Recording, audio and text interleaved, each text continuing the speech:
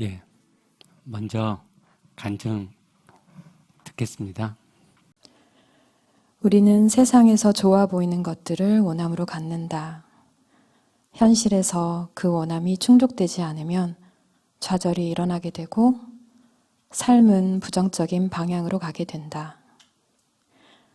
강력한 원함일 경우 부정적인 삶의 방향은 잘 바뀌지 않는다. 원함을 내리면 삶이 달라지는데 강력한 원함은 시간이 걸린다. 한데 강력한 원함으로 삶이 부정적인 방향으로 가고 있더라도 새 생명으로 살고 싶은 원함을 일으키면 된다. 영의 생명, 하나님의 생명으로 사는 새 생명의 삶이 있다. 새 생명으로 살려면 육체를 정욕과 탐심을 십자가에 못 박으면 된다. 예수 믿기 전에 옛사람을 예수와 함께 십자가에 못 박는 것이다. 못 박은 육체의 소욕이 다시 일어나게 되면 다시 못 박으면 된다. 옛사람을 십자가에 못 박은 것을 확인하고 또 확인하고 또 못 박고 또 못 박으면 된다. 육체의 원함이 다시 일어나지 않을 때까지 두더지 잡기 게임하듯 다시 못 박으면 된다. 그러면 육체의 원함은 점점 옅어져 가고 새 생명으로 살고자 하는 원함은 커져가게 된다. 하나님 앞에 나의 죄성을 꺾어드리고야 말겠다는 강력한 원함이 일어날 때가 온다. 육체의 원함을 내리는 꼼지락을 멈추지 않고 계속하면 내 삶이 달라지게 된다. 하나님의 말씀을 그대로 가져와서 말씀대로 살고자 하는 원함을 세우고 새 생명으로 살고자 하는 원함을 키워가면 새 생명으로 말씀을 이루는 삶이 사라지게 된다. 새 생명으로 살고자 하는 원함을 일으켜왔던 과정들을 되돌아본다. 끝도 없는 까마득한 터널을 지나는 듯 암담했었다. 탁월하게 잘 해내고 싶고 완벽하게 해내고 싶고 그래서 그 누구보다도 잘나고 싶은 나의 원함을 보고 또 보고 내리고 또 내리며 지치지 않기를 기도했었던 시간이었다. 그리스도의 피를 믿는 믿음이 자라가면서 깜깜한 터널 끝에서 빛이 보이는 듯한 느낌이었다. 육체의 원함을 계속 보아가고 그 육체를 십자가에 못 박는 일을 죄사함의 은혜 안에서 지치지 않고 해갈 수 있으니 정말이지 완벽한 구원의 경륜이 아닐 수 없다. 그런데 어느새 또 옛사람의 육체의 소욕이 올라와 수고하고 무거운 짐을 지고 있지만 나에게 오라 하시니 나에게 오라 하시니 죄사함의 자유, 기쁨, 감사 그 은혜 안에서 주님과 함께하는 생명 안에 가만히 머물러 있는다. 너의 스스로의 힘으로 해내라는 것이 아니란다. 영으로 하나님으로 되어지는 거란다. 하늘나라에서 큰 자가 되어라. 영에서는 탁월하게 잘 해내고 싶은 원함이 없다. 영에서는 그 누구보다도 잘나고 싶은 원함이 없다. 한없이 낮아지고 낮아지는데도 빛으로 가득 채우시고 또 채우시는 충만함으로 이미 하늘나라에서 큰 자인 것이 만나지고 느껴지고 인식되어진다. 내 안에 하나님의 생명이 있으니 이미 천국이고 하늘나라임이 알아진다. 내 안에서 이루어진 하늘나라에서 나는 이미 하나님의 빛으로 충만한 큰 자이다. 네, 그렇습니다. 살아계신 하나님 제 안에 계십니다. 네, 그렇습니다. 하나님의 생명을 가진 하나님께로부터 저는 신의 아들입니다. 하나님의 말씀을 그대로 가져와 믿음을 세운다. 예, 감사합니다. 간증은 우리 교회가 어떻게 되어가고 있는지, 하나님이 어떻게 일하고 계시는지를 볼 수 있게 해줘요. 간증 쓰는 것이 영 이렇게 습관이 안 돼서 힘드신 분들 계실 텐데 조금씩 써보시면 좋겠어요. 그럼 우리가 서로 하나님이 우리 안에 어떻게 일하시는지를 보아갈 수 있거든요. 요약을 지난주 설교를 잘 요약해 주셨는데 잠깐만 천칭 그림하고 자동차 그림 봐봐요. 천칭에 있는 저 그림, 저 천칭 안에 있는 저 원암은 우리가 살아오면서 사진 찍었던 원암으로 본능적인 원암이에요. 그래서 그게 좌절됐는데 좌절 신호가 자동차 내 삶의 뇌로 이제 저렇게 가요. 근데 저 자동차에서 원암이 핸들이잖아요. 핸들이 원암인데 내가 원암은 지금의 원암이에요. 저 천칭의 원암은 본능적으로 내 안에서 작동되는 원암이고 그 다음에 지금의 원암을 천칭의 저 원암과 똑같이 내가 고수하면 내 삶은 저 천칭이 기울어진 저 부정적인 신호대로 내 삶이 진행되죠. 삶이 안 바뀐다 이 말이에요. 삶이. 만약 내 삶을 바꾸고 싶으면 저 천칭하고 핸들에 있는 저 원암 두 개를 바꿔야 되거든요. 첫 번째는 내 안에 사진 찍혀 있는 본능적인 원함을 바꿔야 돼요. 그건 바꾼다고 표현하기보다 내린다는 표현을 먼저 써요. 당장 바꿔지지 않기 때문에 자꾸 내리는 거예요. 그래서 그 원함이 점점 옅어지게 하는 건데 그게 쉽게 안 돼요. 그래서 우리가 즉각적으로 할 수 있는 건 뭐냐면 저 핸들의 원함, 지금의 원함을 바꾸는 거예요. 하나님의 말씀대로 살고자 하는 원함이 내 안에 있잖아요. 그 원함을 키워서 그 원함에 따라서 내가 핸들을 꺾으면 내 삶이 달라지는 거예요. 이것도 단번에는 안 되죠. 그러나 꼼지락꼼지락 해가면 되어져요. 만약 아까 말씀드린 대로 이걸 안 한다 그러면 내 삶은 하나도 안 변해요. 내 안에 있는 본능적인 원함과 내 지금의 원함이 똑같아 버리면 내 삶이 안 변해요. 그러니까 늘상 그렇게 살죠. 어제 살았던 거 오늘 살고 오늘 살아 내일 살고 내일도 똑같아요. 삶이 안 변해요.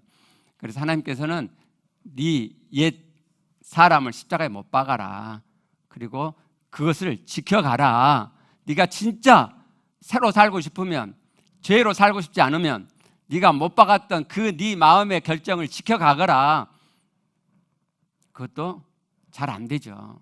괜찮아요. 실패하고 또 실패하고 다시 또 오뚜기처럼 일어나서 다시 또 못 박고 그러면 결국에는 그 못 박음의 마음의 중심을 지킬 수 있는 때가 와요.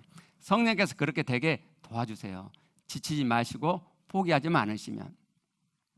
그럼 여기서 한 가지 의문이 들어요. 하나님께서 왜 단번에 되게 하지 않으셨을까? 나 십자가에 딱 못을 박았어 옛사람을. 내가 결심했잖아요. 나 새롭게 살 거야. 이제 나로 살지 않을 거야. 내가 부활하신 예수님을 나의 주로 모셨기 때문에 내가 지금부터는 하나님으로 나의 주님으로 살 거야 라고 해서 내 옛사람 십자가에 못을 박았어요.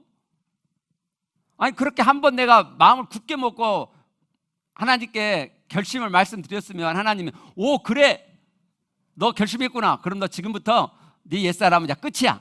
이제부터는 나로 사라지게 해줄게. 아 이렇게 하면 얼마나 좋겠어요. 그렇죠? 근데 하나님 그렇게 안 하셨단 말이에요.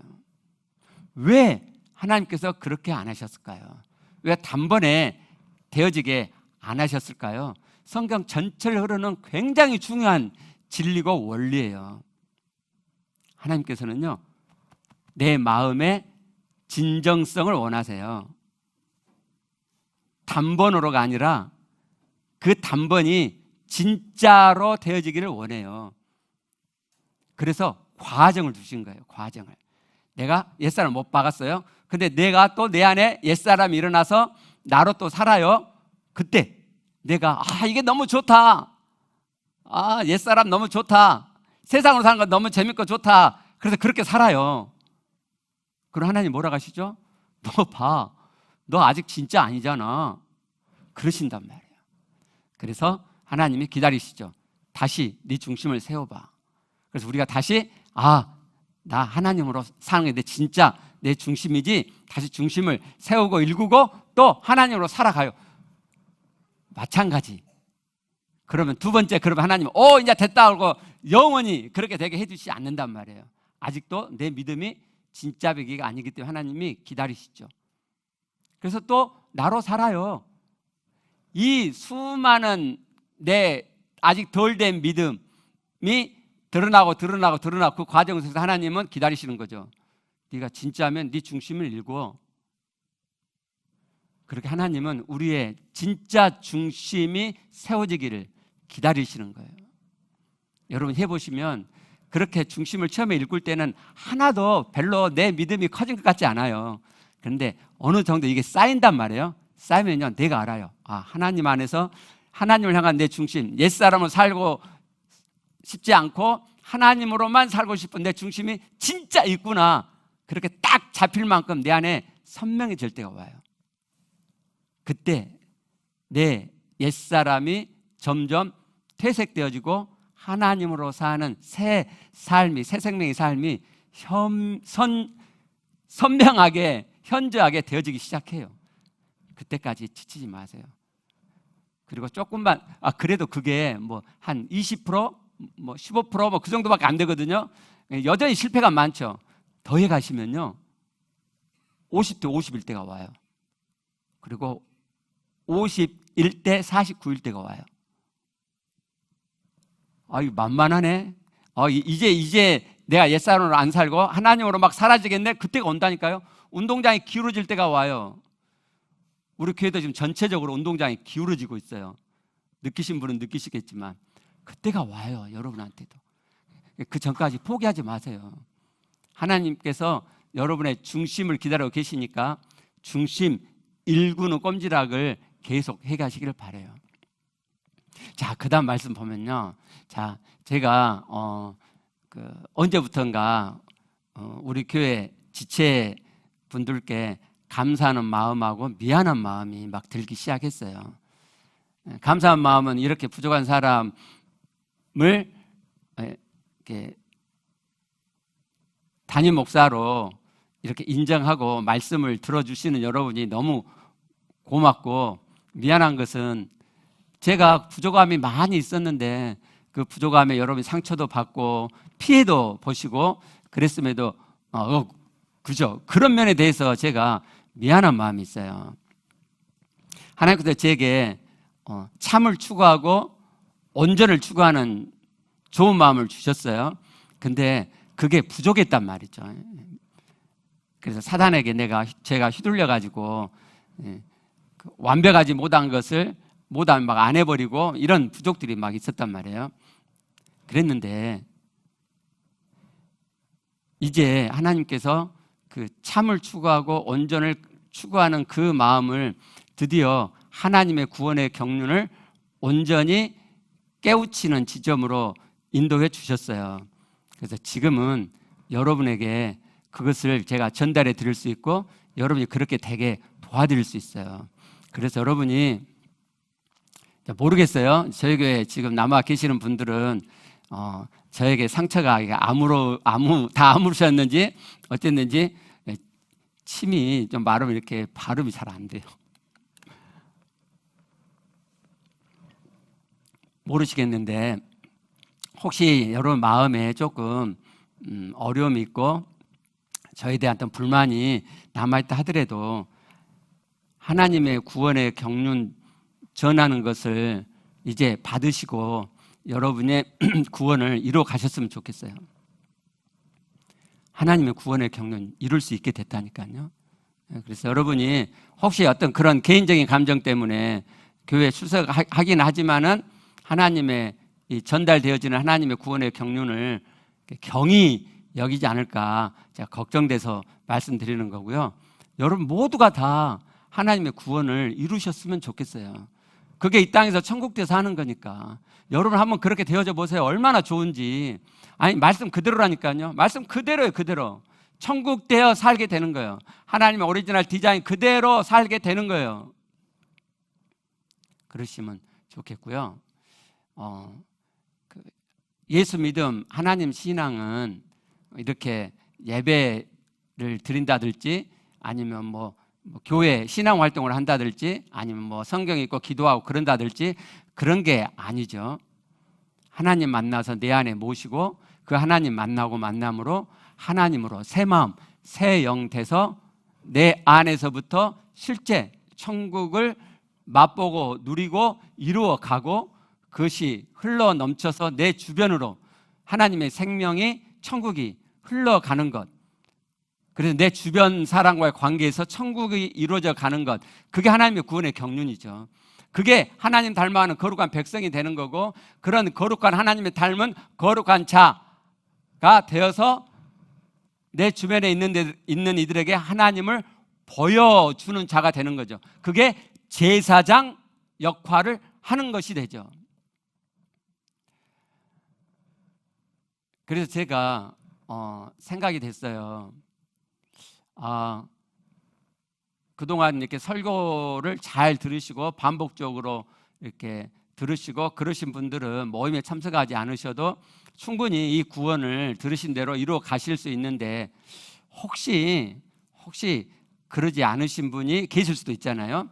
그래서 제가 이제 또 모임 참석하더라도 충분히 이렇게 하나님의 구원을 깨닫지 못하고 안 되는 분도 계실 수 있고, 그래서 하나님의 구원의 경륜이 되어지도록 처음부터 다시 한번 해야겠다 이런 생각이 들었어요. 근데 그러기 전에 이제 한번 다시 또 시작을 하면 쭉 나가야 되잖아요. 그러면은 또 여러분들에게 이렇게 하고 싶었던 설교가 있는데 쫙 들어 밀리잖아요. 그래서 그러기 전에 2가지 정도는 먼저 말씀을 드려야겠다 그렇게 마음을 먹었어요. 그래서 오늘은요 그 중에 한 가지 11조 폐지에 대해 말씀을 드릴게요. 자, 언제부터인가 유튜브에 11조는 폐지되었다는 영상들이 꽤 많이 올라오기 시작했어요.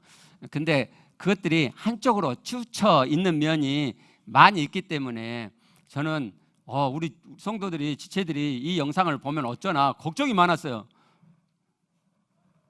그래서 11조가 폐지됐다고 그렇게 생각해버리면 이거 어떡하나. 근데 11조가 폐지됐다고 하는 것이 일면 맞는 면이 있어요. 그래서 그 맞는 면은 제가 이 시간에 언급하지 않고요, 그분들이 빠뜨리고 있는 면을 제가 보충해 드릴게요. 마태복음 5장 17절 말씀을 봐봐요. 자, 내가 온 것은, 예수님이 오신 것은 율법이나 선지자를 폐하러 온 것이 아니라고 말씀하죠. 뭐하러 오셨다고요? 완전하려 함이라고 말씀하죠. 이 완전하게 한다는 이 단어는 본래 의미는 채운다는 의미예요. 채워가지고 완전케 한다는 말이에요. 그러니까 율법을 예수님이 채워가지고 완전하게 하도록 하기 위해서 오셨다 이런 말씀이에요. 자, 그래서 그 다음에 보면 십계명에 대해서 말씀을 하세요. 십계명이 이런 말씀인데 그걸 내가 이렇게 채워서 완전케 한다라고 말씀을 하시는 거예요. 자, 마태복음 5장 21절 22절을 보면 자, 살인하지 말라는 십계명을 말씀하죠. 그리고 그게 아니라 하나님의 본래 의미는 채워져야 될, 완전케 하는, 살인하지 말라의 의미는 노하지 않는 것, 형제에 대해서 라가라고, 멍청이라고 욕하지 않는 것, 또 미련한 놈이라고 그렇게 말하지 않는 거라 이렇게 말씀하세요.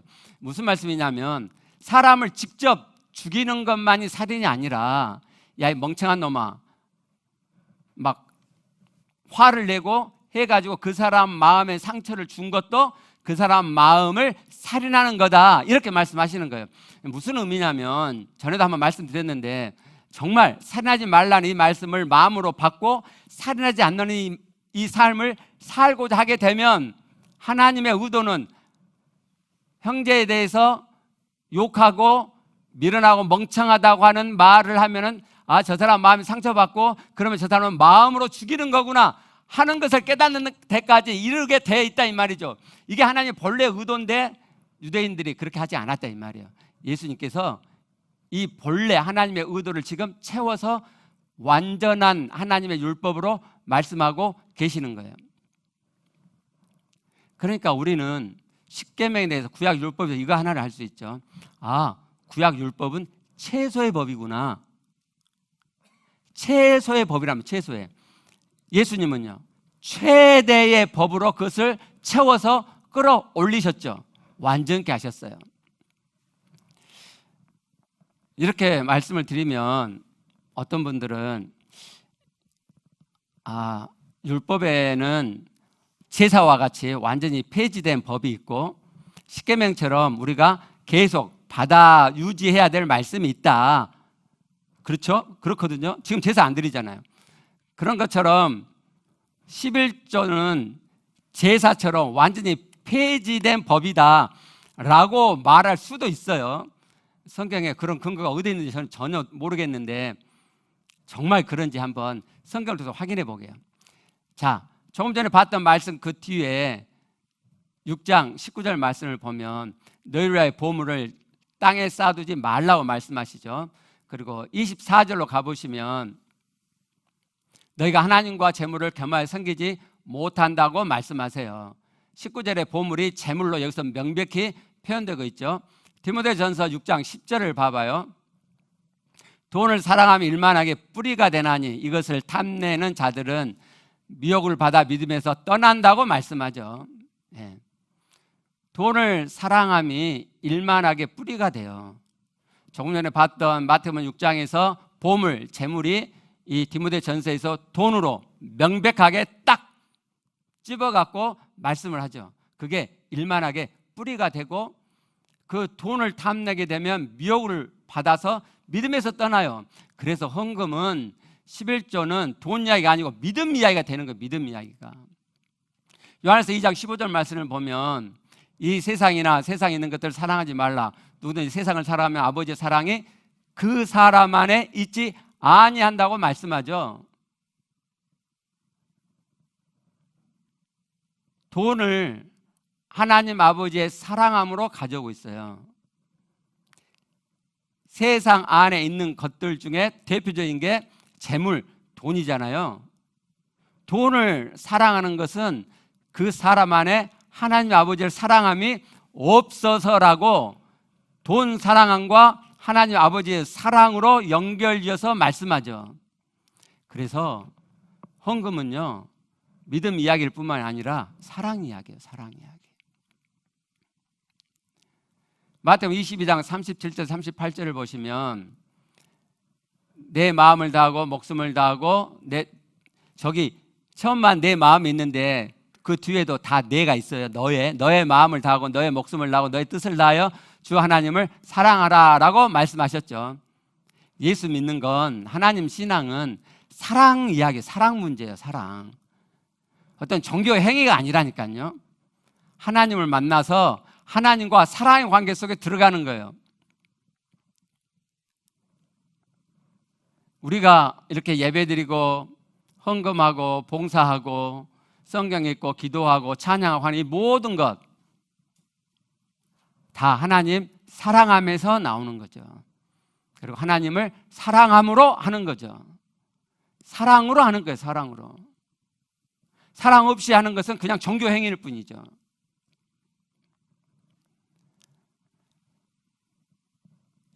부활하신 예수 그리스도를 내 안에 모심으로 하나님 내 안에 들어오셨어요. 그래서 이제부터 그 하나님과 사랑의 관계 속에 들어가는 거죠. 하루, 이틀, 일주일, 한 달, 1년, 2년, 3년이 지나가면서 하나님과 사랑이 점점 깊어져 가는 거죠. 1년 전하고 10년 전하고 하나님 사랑함이 똑같아요. 늘 밋밋해. 그건 예수 잘못 믿는 거죠. 하나님 신앙 잘못하고 있는 거죠. 내가 처음에 믿을 때 막 하나님 그리스도의 사랑이 감격스러웠는데 지금도 감격스러워. 그때와 똑같아. 잘못 믿고 있는 거죠. 점점 깊어지는 거예요. 점점.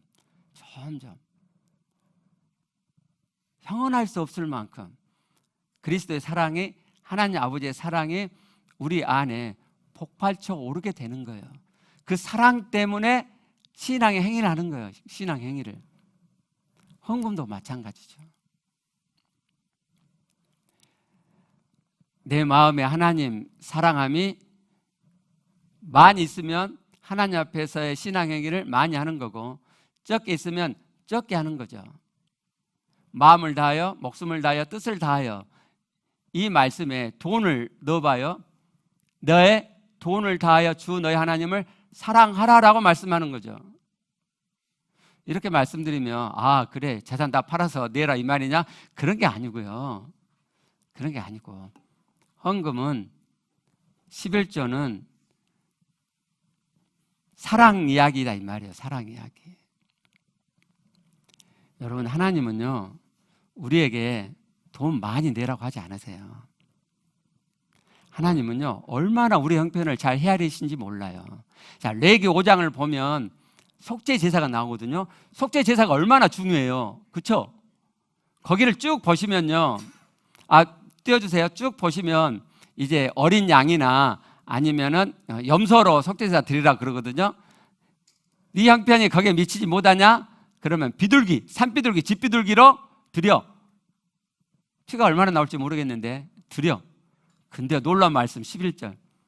만약 네 형편이 산비둘기, 집비둘기를 살 정도도 안 되냐? 그러면 고운 가루 10분의 1 에바를 드려. 곡식가루로 드려. 곡식가루. 곡식가루에 피 나오나요? 안 나오잖아요.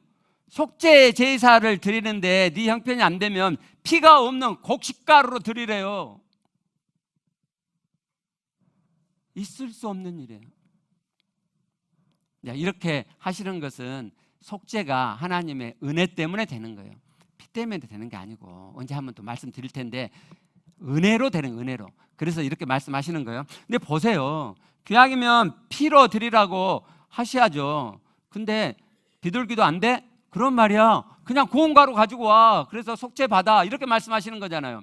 하나님은 우리 형편을 엄청나게 생각하세요.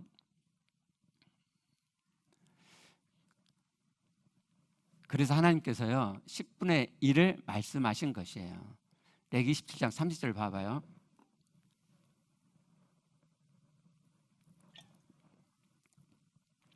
그 10분의 1은 여호와의 것이니 라고 말씀하죠.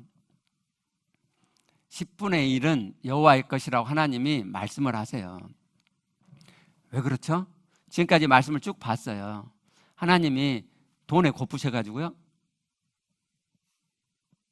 하나님도 재산 증식 좀 하려고요. 10분의 1 뺑땅 뜯으시는 거예요. 그게 아니고요. 우리가 하나님과 사랑의 관계 속에 들어가도록 10분의 1을 떼서 여호와 것을 하라고 말씀하시는 거예요. 세상에 푹 빠지지 않도록, 세상에 푹 빠져들어가지 않도록 하나님 그렇게 하시는 거예요. 고로 11조는 폐지된 게 아니에요. 내가 이 세상을 살면서 돈이 중요한 걸 알죠. 그러죠? 여러분 11조 안 하신 분들 한번 해보시면 손이 떨릴 거예요. 100만 원 벌면 10만 원이잖아요. 10만 원 이것도 사고 저것도 사고 막 떠요. 막 손이 떨려. 손이 큰 돈이죠. 그렇게 돈을 사랑하는 그 마음을 내가 하나님 사랑함으로 돌려드리는 거예요. 그게 헌금이에요. 그게.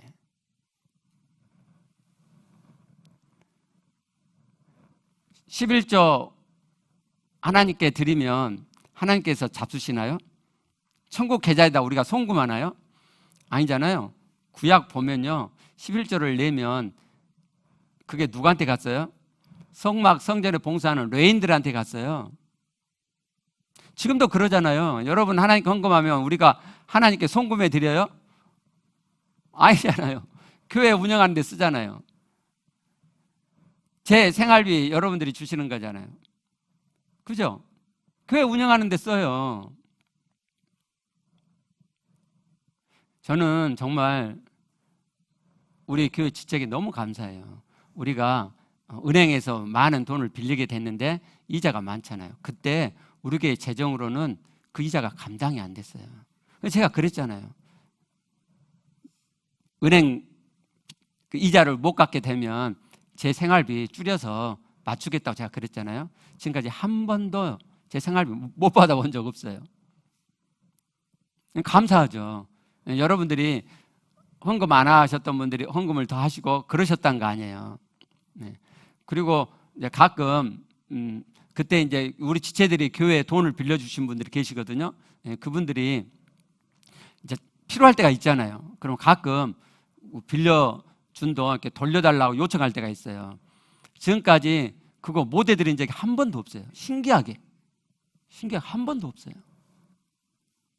100만 원, 200만이 아니고 몇 천만 원 막 되는 돈이거든요. 너무너무 감사하죠. 하나님께 감사하고 여러분을 통해서 하신 거니까 저는 여러분께 너무너무 감사해요. 아니 정말 그 돈에 쪼달려 보시면 알아요. 아니 돈이 안 되면은 부도 나는 거 아니에요. 그렇죠? 은행 이자 못 갚으면 부도 나는 거죠. 제가 그랬죠. 부도 나면은 저는 부도 내요. 그걸 막 메꾸려고 막 그러지 않는단 말이에요. 아니 하나님이 교회 문 닫으라 문 닫는 거죠.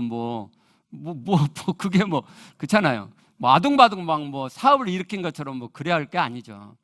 근데 감사하게 여러분이 하나님께 드리는 헌금으로 그러지 않고 지체들이 돌려달라 할 때 그때 다 돌려드릴 수 있었어요. 돌려달라는데 교회가 안 돌려줘 봐요. 그럼 얼마나 뒷소리가 많겠어요. 그죠? 너무너무 감사해요. 여러분이 드리는 헌금 하나님 잡수신 게 아니고 하나님의 교회를 운영하는데 그리고 그 사역자들이 생활할 수 있도록 쓰여요. 근데 우리가 하나 더 생각할 게 있어요. 우리가 교회 그러면 우리가 마음교회만 교회라고 생각하시죠. 헌금은 교회 운영을 위해 쓰이는 거야. 그러면은 우리는 마음교회 성도고 그러면 우리는 마음교회 교인이니까 마음교회 운영과 마음교회 사역자들을 생활할 수 있도록 우리가 지원하는 데 쓰는 거야 라고 생각하시죠. 교회 개념이 잘못된 거예요. 성경에서 말하는 교회는요 유형교회를 말하는 게 아니에요. 눈에 보이는 교회, 마음교회, 저기 참 좋은 교회, 또 빛과 소금 교회인가, 그런 교회, 그런 눈에 보이는 교회가 아니에요. 성경에서 말씀하는 교회는 무형교회. 무형교회라는 것은 하나님께 구원받아 하나님의 자녀로 부름받은 자들의 모임, 참 구원을 받은 자들의 모임. 그건 눈에 안 보이죠. 몰라요 누군지. 근데 그들이 있을 거 아니에요. 그들의 보이지 않는 그 모임을 교회라고 하는 거예요.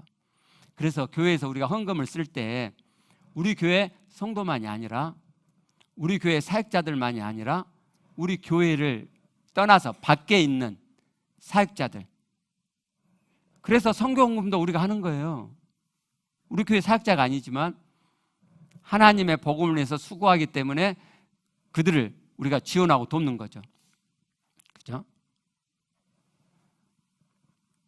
구약을 보면요 11조가 우리가 생각하는 11조만 있는 게 아니고요 두 가지가 더 있어요. 그 중에 하나 한번 보죠. 신명기 14장 28절 29절을 보면요 매 3년 끝에 소산의 10분의 1 11조죠 11조를 다 내라고 그랬어요. 그래갖고 그거 어디다 쓰냐 29절 보시면 기업이 없는 레인, 내 성중에 거류한 객, 고아, 가부들, 그러니까 구제헌금이죠. 매 3년마다 11조를 한 번 더 내가지고 이렇게 구제헌금으로 써라고 말씀하셨어요. 신약에 와서도 마찬가지예요. 요한일서 3장 17절 말씀을 봐요. 누가 이 세상에 재물을 가지고 형제의 궁핍함을 보고 더 도와줄 마음을 닫으면 하나님의 사랑이 어찌 그 속에 거하겠느냐. 역시 재물과 돈을 하나님의 사랑과 연결지어 말씀하죠. 내가 재물이 있는데 형제의 궁핍함이 있어요. 근데 도와줄 마음을 내가 닫아버려. 그건 하나님 사랑함이 아니라 이 말이죠. 하나님 사랑이 어찌 그 속에 거하겠느냐. 그래서 우리는 11조를 낼 뿐만 아니라 구제 헌금을 더 내는 거예요. 그래서 제가 언제부턴가 우리는 11조만 냈잖아요. 우리는 그거 절기헌금도 없잖아요. 몇 년 동안 그렇게 했는데 제가 이건 잘못한 거다. 우리 성도들이 이 정도 헌금에 족하는 것은 이건 내 잘못이다. 이러면 안 된다. 그래서 감사 헌금을 하자고 그런 거예요. 그래서 그 감사 헌금은 우리가 구제 헌금, 지원 헌금으로 쓰이죠. 그러면은 아까 말씀드린 대로 우리 교회 지체들의 어려운, 여러분 제가 그걸 다 여러분께 소개해 드릴 수 없는데 여러분이 드린 그 감사 헌금으로 어려움에 처한 분들 조금씩 도움을 드리고 있어요. 그분들한테는 그런 돈들이 너무너무 도움이 돼요. 너무너무. 실감이 안 나실 모양인데. 몸 어디가 망가졌는데 돈이 없어요. 근데 교회에서 여러분이 하나님께 드린 감사 헌금, 그 지원 헌금으로 그분이 그것을 할 수 있도록 지원해 드려요. 그럼 숨통이 트이잖아요. 숨통이. 우리 교회 지체의 어려움을 도울 뿐만 아니라 아까 말씀드린 대로 교회 밖에 있는 분들도 도와야죠. 금요일 날 제가 아는 목사님으로부터 전화가 왔어요. 제가 못 받았고 제가 전화를 했네요. 그분이 받으세요. 제가 건강 어떠세요? 라고 물어봤어요. 왜 그러냐면 그분은 그 모세오경을 하신 목사님이거든요. 서울에서 목회하시는데 목포까지 와가지고 목포 주변에 있는 목사님들을 모아놓고 모세오경을, 파주에 있는 그 교회 모세오경을 이분이 배우셔갖고 허락받고 전달하셨어요. 제가 목포까지 가갖고 배웠죠. 근데 이분이 조그마한 교회 제가 가봤는데 10명에서 15명, 많으면 20명, 그 정도 되는 지하 아주 작은 교회예요. 이분이 정말 하나님 중심으로 목회하려고 애를 쓰신 분이에요. 근데 그분 교회 그 옆에 큰 대형 교회가 있어요. 근데 그 대형 교회에 출석하신 한 권사님이 이분 목사님 교회로 오셨어요. 처음에 이분만 오셨는데 딸, 부부, 가족들도 왔고, 그리고 그 사위가 찬양 사역을 인도했던 사람이에요. 그래서 그분이 오셔서 찬양 사역도 했고, 부부가 맞벌이였기 때문에 교회 재정이 많은 도움이 됐죠. 그리고 엄청 좋아했어요. 이 권사님이, 이 목사님을. 말씀이 하나님 중심이니까. 그런데 탈이 났어요. 손녀가 있는데 그 손녀가 대학 갈 때도 이 목사님이 도와줬는데 이 손녀가 대학 간 다음에 예배하는 자세가 흐트러졌나 봐요. 그래서 한번 혼을 냈고 또 그러길래 이분이 이렇게 그냥 개인적으로 혼낸 게 아니고 뭐 예배하든지 뭐 설교하든지 하여튼 도중에 그냥 대놓고 그냥 혼을 낸 거예요. 성깔이 좀 있으신 거죠. 예. 근데 그 권사님 할머니가 그걸로 화가 나셔가지고 자기 손녀를 뭐라 했다 이거죠. 예. 화나가지고 교회를 안 나오셨어요. 이 목사님이 무릎을 꿇었어요. 그분 앞에, 그 권사님 앞에. 왜 그러냐면 이분 권사님이 오셔가지고 이분 때문에 상처받고 교회를 떠난 사람들이 있었거든요. 그러니까 이 권사님이 교회를 옮겨버리면 교회 재정이 완전 이제 바닥이 되는 거예요. 무릎을 꿇었는데 이 권사님이 나가셨어요. 그래가지고 그 충격으로 이분이 이렇게 말이, 저는 침이 말라갖고 이 발음이 잘 안 돼서 어눌함이 좀씩 있는데 그분은 그게 아니고 뇌출혈 증세가 있으면 말이 어눌해지잖아요. 안면 마비가 오기 시작했어요. 그래가지고 봤더니 뇌출혈 증세가 있는 거예요. 그래가지고 이분이 이제 제가 그 소식을 듣고 제가 우리 교회에서 여러분이 하나님께 드린 감사헌금에서 30만 원씩 지원을 해드렸어요. 그리고 그게 한 3년 전인가 그럴 거예요. 3, 4년 전. 그리고 많이 좋아지셨어요. 그래서 제가 그분한테 전화할 때 바로 건강 어떠세요? 라고 물어봤거든요. 근데 그분이 솔직하게 말해도 돼요. 그래서 솔직하게 말해야죠. 그래서 궁금해서 물어본 거죠. 그랬더니 이분이 당뇨가 있는데 당뇨 합병증으로 눈이 지금 흐려지고 있다는 거예요. 그럼 실명이 되잖아요. 그래서 제가 요 쇼렌 증후군을 치료받았던 그곳을 그분한테 소개해 줬어요. 꼭 가보시라고. 근데 제가 갔던 거기는 처음에 가면 55만 원이 들어요. 그분 형편이 안 좋을 텐데 제가 그분 형편이 어쩌냐고 물어보들 못해요. 재정이 어쩌냐고 물어보면 그걸 우리 교회가 보존해 줘야 되는데 그 정도 우리가 형편은 안 되잖아요. 그래서 그냥 30만 원씩 지원해 드린 걸로 입 싹 닦고 있는데 거기 가면 55만 원이 드는 걸 제가 아는데, 그런데 감사하게 몇 달 전에 우리 지체 중에 한 분이 큰 금액으로 감사헌금을 하나님께 드렸어요. 그것을 이제 지원으로 쓰고 조금 남아있는 게 있어서 제가 그분께 55만 원을 입금해 드렸어요. 가시라고. 얼마나 좋아요. 마음 같으면 그분 거기서 그 치료 계속 받으시도록 더 많이 지원해 드리고 싶은데 그래요. 그래서 이렇게 교회 안에서 헌금은 우리 교회 안에서만 쓰는 게 아니고 교회 밖에도 쓰는 거죠.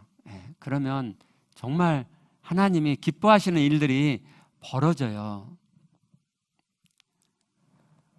정말 우리 교회가 재정이 충분하면 그런 분들을 충분히 지원해 드릴 뿐만 아니라 그래도요, 제가 또 감사한 게 있어요.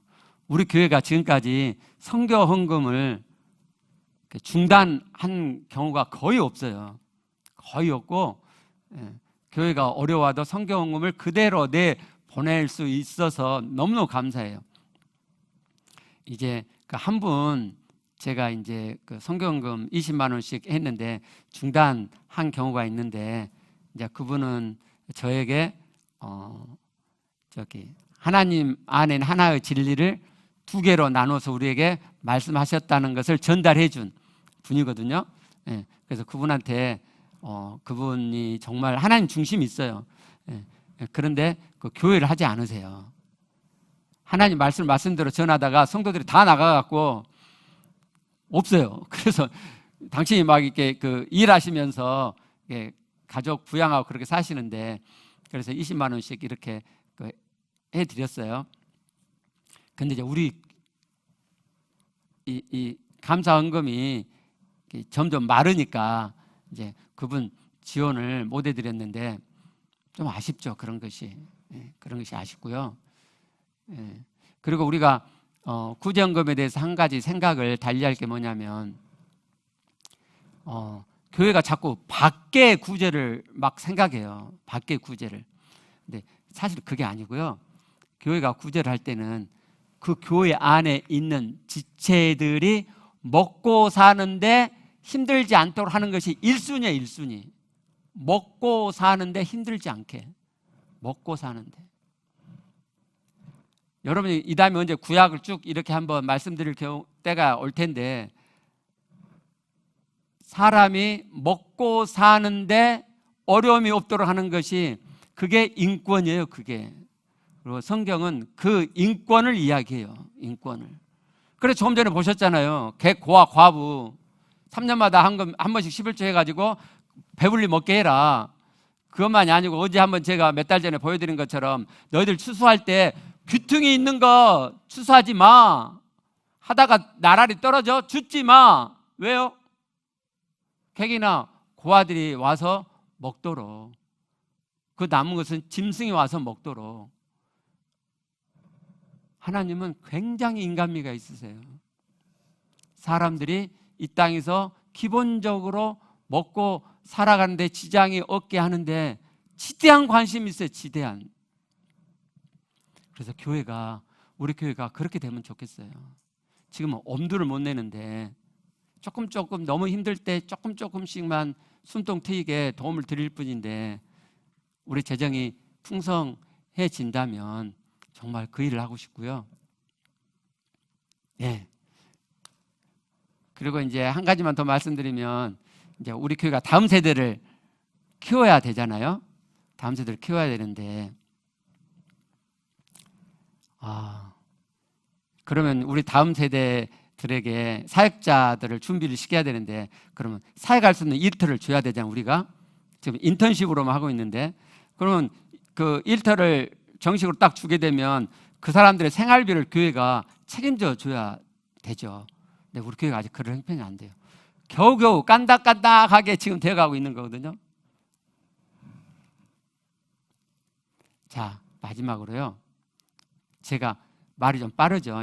양이 많기 때문에 여러분 늦게 안 끝내라고 말을 빨리빨리 말은 빨리 하는데 입술은 막 못하고. 자, 마지막으로 하나님께서는 우리의 헌금을 어떻게 보시는지 한번 보죠. 마태복음 6장 20절이요.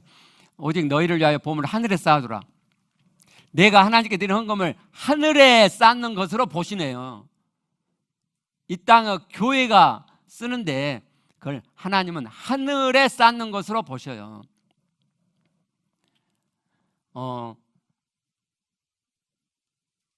교회 드리는 헌금만이 아니고요.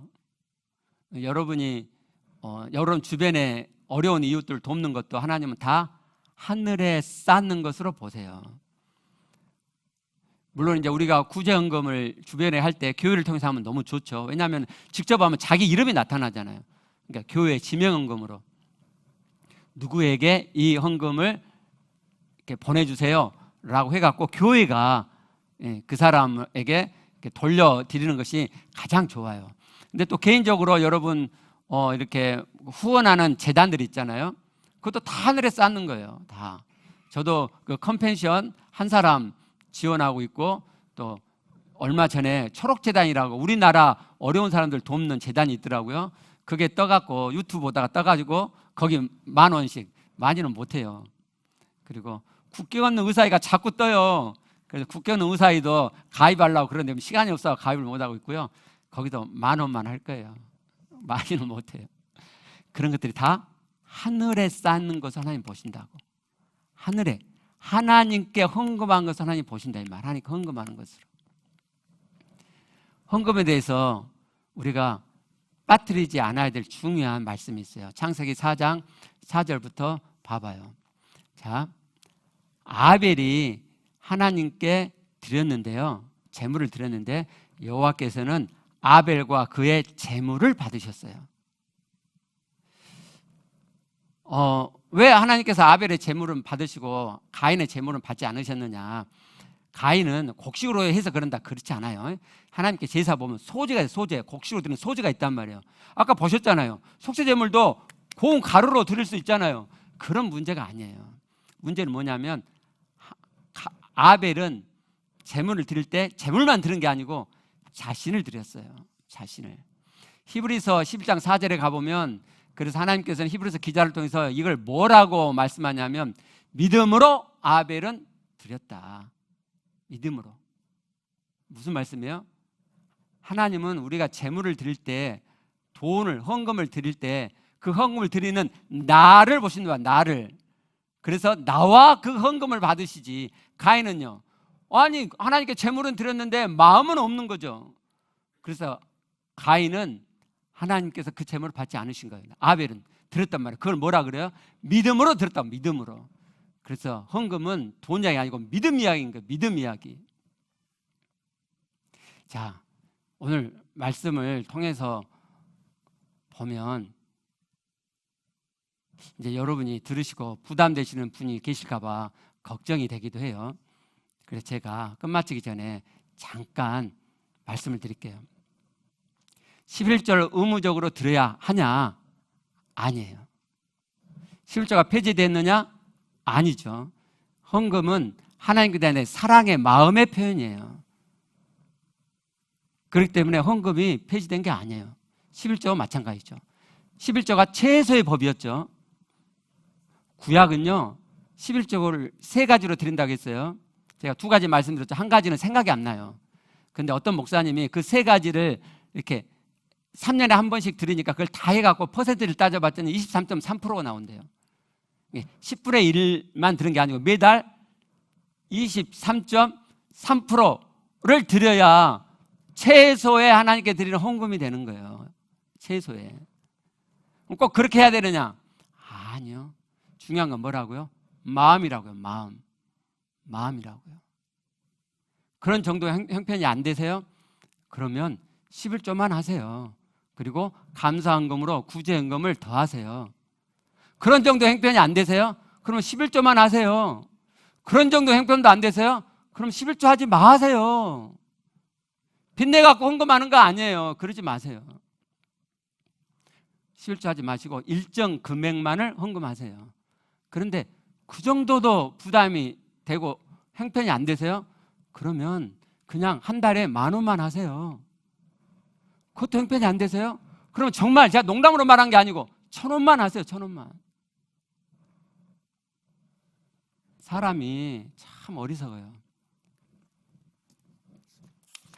하나님께 1,000원 헌금 하느냐 안 한다?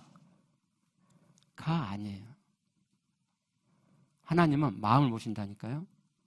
1,000원을 헌금하는, 하나님께 더 드리고 싶은데 먹고 사는 것이 힘들어서 더 드릴 수 없어서 1,000원이라도 내가 하나님께 드리려는 그 중심, 하나님 그 중심을 보신단 말이에요. 중심을. 근데 어렵다고 1,000원 너무 적은 거니까 아예 손 딱 씻어버려요. 하나님 앞에 입 딱 씻어요. 여러분 하나님께 감사하지 않으세요? 여러분 하나님께 사랑을 표현하고 싶은 마음이 없으세요? 1,000원이라도 하세요. 1,000원이라도. 우리 하나님 앞에 내 마음의 중심을 보이는데 실패하지 마시게요. 하나님은 다 되게 해놓으신 거예요. 되게. 지금 제가 헌금에 대해서 11절에서 말씀드렸는데 뭐가 어려워요? 하나님 뭐가 어려워요? 하나님 다 되게 해놓으신 거잖아요. 오늘 제가 일부러 그 말씀을 뺐는데 우리가 하나님께 헌금을 할 때 하나님이 절대로 입 딱 씻지 않으세요. 하나님 우리 헌금 받으시고 입 딱 씻지 않으신다니까요. 그래서 그 파주 산마교회는 헌금을 엄청 강조하거든요. 제가 언제 한번 이야기했죠. 거기는 교회에 뭐 피아노가 필요해요. 딱 그러면요 목사님 축도 끝나자마자 사람들 줄 지어서 와요. 제가 할게요 하고. 왜 그래요? 복 받으니까. 헌금하고 복 받는 사람들이 즐비하게 있기 때문에 서로 하려고 그래요. 서로. 근데 제가 그 말씀을 뺐어요. 왜? 기복신앙이 되니까. 헌금을 복 받으려 하지 마시고 하나님을 사랑하기 때문에, 하나님께 너무 감사하기 때문에 1,000원이라도 하시자고요. 1,000원이라도. 저는 가정에서 11조를 배웠어요. 근데 우리 교회는 제가 헌금 설교 처음 하잖아요. 그죠? 걱정돼가 유튜브 때 걱정돼가 헌금 설교를 하게 됐는데 헌금 설교 안 하죠. 우리 교회는 헌금이 너무너무 자유로워요. 자유분방할 정도로. 그래서 우리 자녀들이 헌금을 집에서 못 배워요. 저는 어릴 적부터 교회에서 11조를 가정에서 배웠기 때문에 저는 처음에 돈을 딱 벌고 11조 할 생각을 딱 하죠. 우리 애들은 직장 다녀도 11조 할 생각을 안 하더라고요. 우리 집 애들부터 그러더라고요. 봤더니 다 그러더라. 다. 알바 해가지고 11조 하려고 하는 생각은 애들을 제가 본 적이 없어. 우리 애들 있을 수도 있는데 우리 자녀들에게도 11조 가르치게 해요. 하나님께 마음으로, 감사의 표현으로, 사랑의 표현으로 11조 하는 것을 가르쳤으면 좋겠어요. 자, 우리 기도하시겠습니다.